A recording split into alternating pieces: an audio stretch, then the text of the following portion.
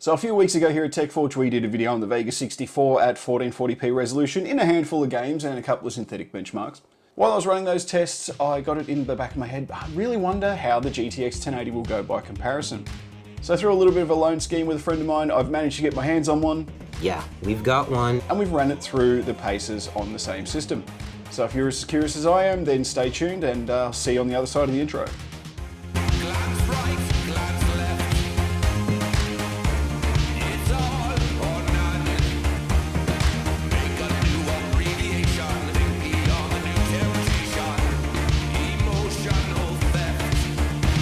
You're not to blame if she's loving me when she's So this particular version of NVIDIA's GTX 1080 is the Galaxy XOC 8GB model.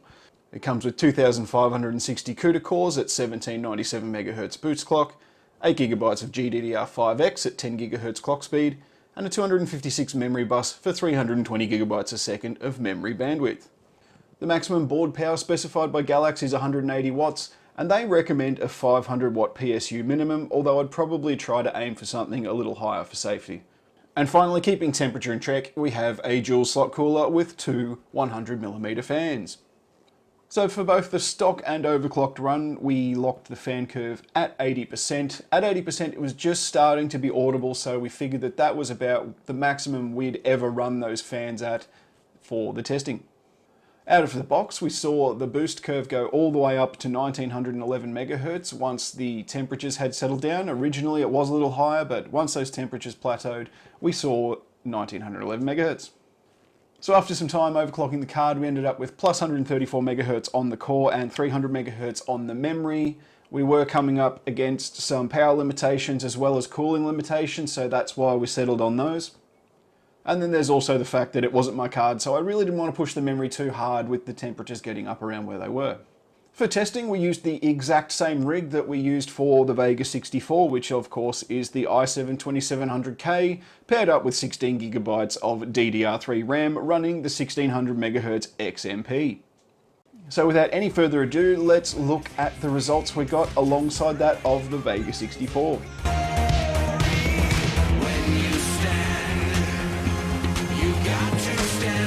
something.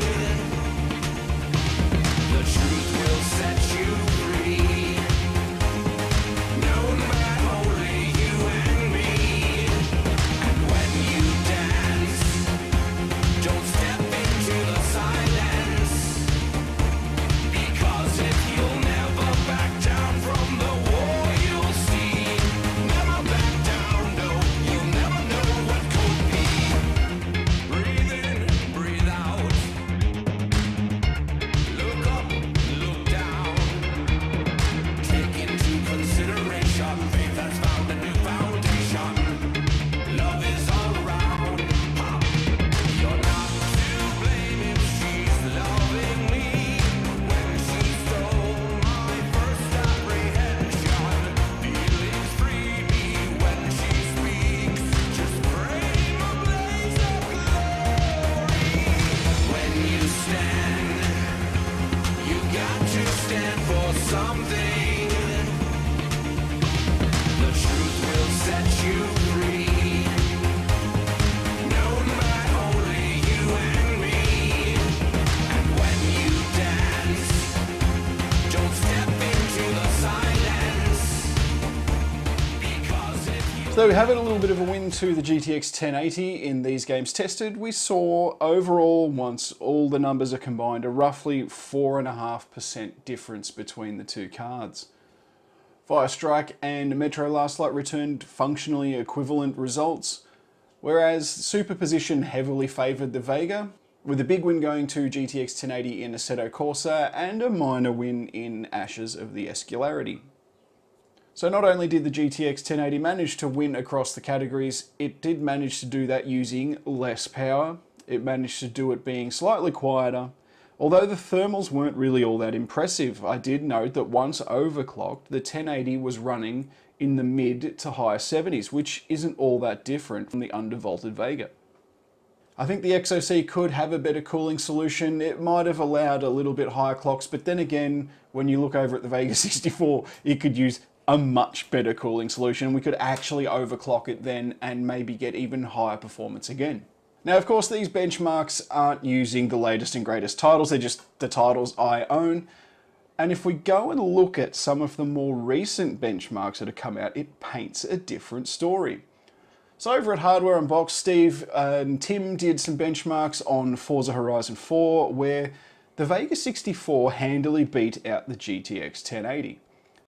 Of course, links to these benchmarks are provided in the description below. I highly recommend checking out Hardware Unboxed and Joker Reviews, as they both do great work and I can't recommend their channels highly enough.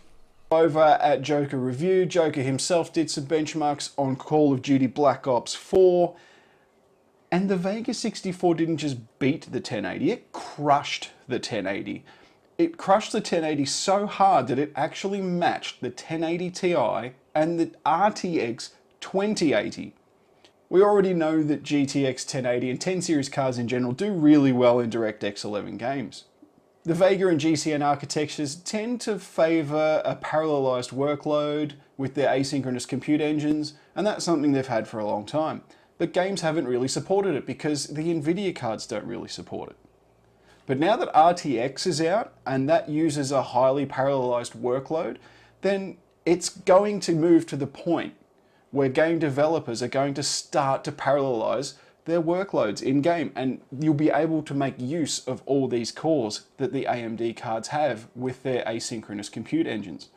So in that case, would I have the Vega 64 or the GTX 1080 if I had the choice in front of me right now?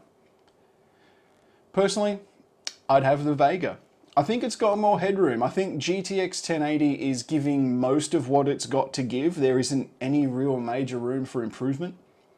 Whereas Vega 64 is so underutilized, it has more headroom thermally if you put a really good cooler on it, especially if you water block it. Now, that would be tasty. With all this headroom to come, utilizing their core better, I feel like Vega 64 is the better bet in the long term. Then there's the FreeSync argument. I think FreeSync monitors represent a much better value proposition than their G-Sync counterparts. Over here in Australia, you're looking at 150 to 200 Australian dollar dues difference for comparable monitors of one type or the other. So that sort of saving is measurable and very profound actually, especially if you're someone who's on a budget, and let's face it, we're all on some sort of budget. So while in these particular games, in this particular system, did favour the GTX 1080, I'd rather have the 64. That's just me, it might not be you. Don't feel bad if you have a GTX 1080. You have a great card. There is nothing wrong with the GTX 1080 and it will do you just fine into the future. All I'm saying is it just in this case, if I was given the choice, I'd take the Vega. So now with all of that being said and done, I'd like to take the chance to thank every one of you for watching this video and for everyone who subscribed along the way. I'm Nathan TechForge and we'll see you in the next one.